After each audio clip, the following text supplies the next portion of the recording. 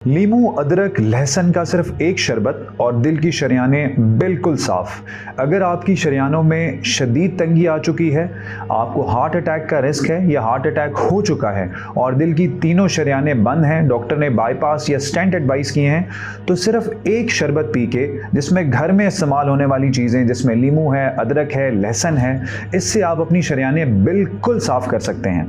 ये शरबत कैसे बनेगा, इसकी हकीकत क्या है, इसके फ़ायदे क्या हैं, आज मैं इससे मुतालिक बात करूंगा।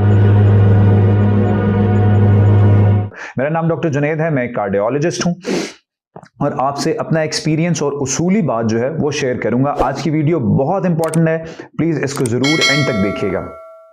पहले मैं आपको ये उसूल बता दूं कि हमारे प्रोफेशन में कोई भी इलाज आता है तो वो किस तरह इलाज जो है वो ये उसूल बनता है कि एक ख़ास बीमारी के लिए ये इलाज तजवीज़ किया जाएगा। देखें, मिसाल के तौर पे एक दवाई है और हमें पता लगा कि ये दवाई